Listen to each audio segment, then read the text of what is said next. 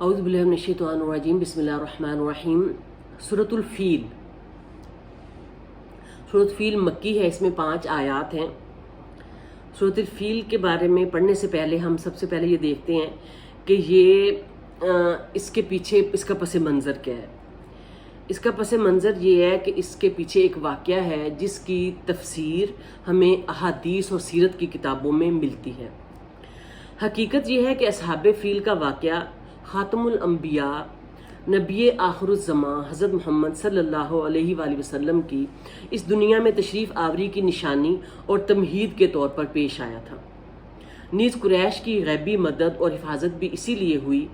کہ آخری پیغمبر کا ظہور اسی قبیلہ قریش میں ہونے والا تھا، ورنہ اگر دینی اعتبار سے دیکھا جائے تو حبشہ اور یمن کے بادشاہوں اور حاکموں کے عقائد مکہ مکرمہ کے قریش کے عقائد سے بہت بہتر تھے،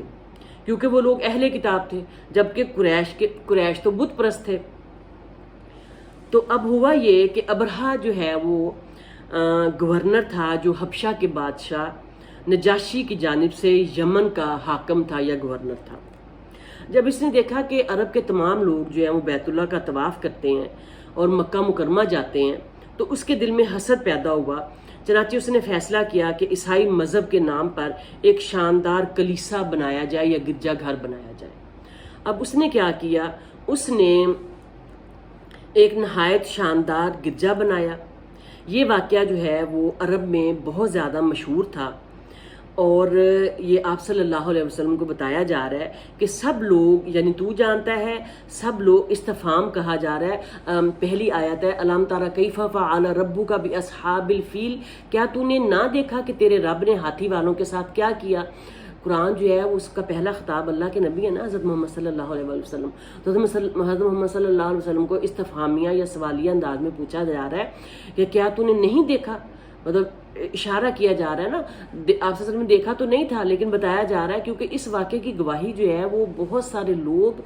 اتنے لوگ دیتے تھے کہ اس کو 100% حق اور سچ مانا گیا۔ اور یہ کہا جاتا ہے کہ آپ صلی اللہ علیہ وسلم کی پیدائش سے تقریباً 50 یا 55 دن پہلے یہ واقعہ پیش آیا تھا۔ تو کہا جا رہا ہے کہ اس لیے فرمایا کہ عرب میں یہ واقعہ گزرے ابھی زیادہ عرصہ نہیں ہوا تھا۔ مشہور ترین قول کے مطابق یہ واقعہ اس سال پیش آیا جس سال نبی صلی اللہ علیہ وسلم کی ولادت ہوئی، اس لیے عربوں میں اس کی خبریں مشہور اور متواتر تھیں۔ حبشہ کے بادشاہ کی طرف سے اس گورنر نے کیا کیا کہ وہ جو ابرہہ ہے اس نے کیا کیا کہ اس نے ایک گرجا گھر بنایا، کلیسا بنایا، اور اس میں اس لیے بنایا تاکہ لوگ مکہ مکرمہ میں خانہ کعبہ کا طواف نہ کریں اور ادھر آئیں۔ لیکن جب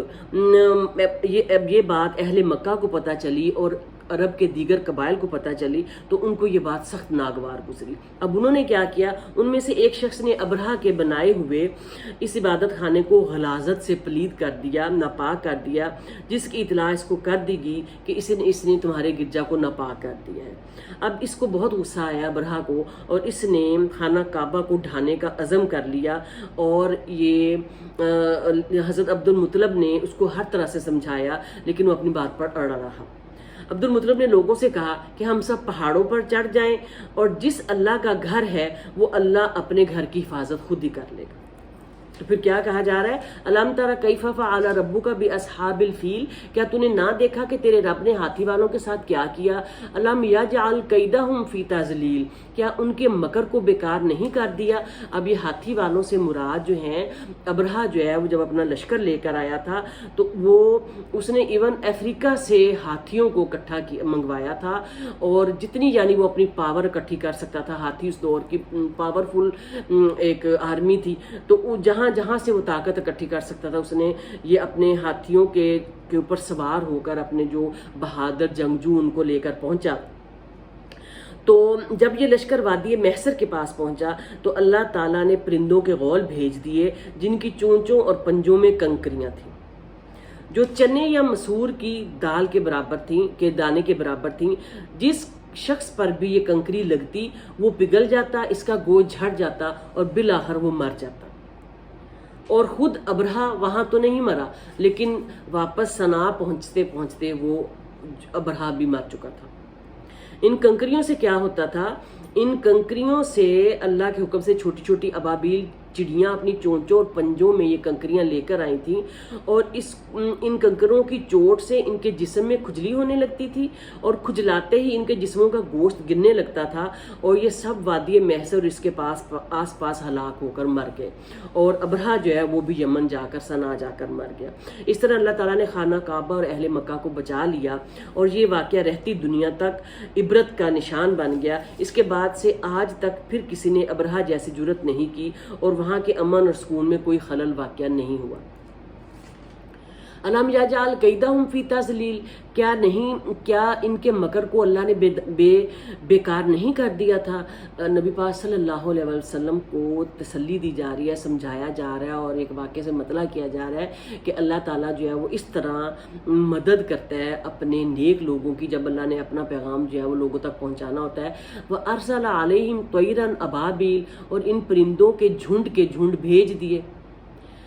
तरमीहिम बिहिजारतिम मिन सिज्जील, जो इन्हें मिट्टी और पत्थर की कंकरियां मार रहे थे। ये जो कहा जाता है ना कि ये अबाबील है, ये चिड़ियों की तरह का परिंदा होता है, तो इसने इनके ये एक एक कंकरियां जो है वो इनकी चोंचों में थीं, और एक एक कंकरियां जो है वो इनके जो है पंजों में थीं। और ये जो है ना मिन सिज्जील, और इनके ऊपर ये कहा जाता है कि ये निशानदेह थी, ये इनके ऊपर निशान लगे हुए थे कि ये कंकरी इसको लगनी है और ये कंकरी इसको लगनी है। और फिर वो जो परिंदे थे वो अल्लाह के हुक्म से वो कंकरी जो है वो हर शख्स पर फेंकते थे, और वो वहीं तबाह बर्बाद हो जाता था, और उसके इवन हाथी भी उसका मर जाता था। तो अब क्या हुआ कि अब तरमीहिम बिहिजारतिम मिन सिज्जील, जो इन्हें मिट्टी और पत्थर की कंकरियां मार रहे थे, फजालहुम कास्फिम माकूल, बस इन्हें खाए हुए भूसे की तरह कर दिया था। खाया हुआ भूसा क्या होता है? जो भूसा होता है ना, जब गंदम निकाल लेते तो उसमें से जो बचता है जो गंद, वो बिल्कुल नकारा होता है, और वो बिल्कुल हल्का फुल्का होता है, और वो बिल्कुल बेफ़ायदा, और बिल्कुल उसका कोई फ़ायदा नहीं होता, नफ़ामंद बल्कि नुकसानदेह होता है, उसको संभालना भी मुश्किल होता है, और वो इतना यानी प्राइसलेस होता है कि वो उड़ता फिरता है कि उसकी कोई वैल्यू नहीं रहती। तो कहा जा रहा है कि इनको भूसे की तरह हमने इसको, खाए हुए भूसे की तरह हमने इसको कर दिया। तो ये जो था ये अल्लाह ताला ने इस सूरत में नबी पाक सल्लल्लाहु अलैहि वसल्लम को अपने इस एक अजीम वाक़े की, जो अल्लाह ने मक्का की खाना काबा की हिफाजत के लिए,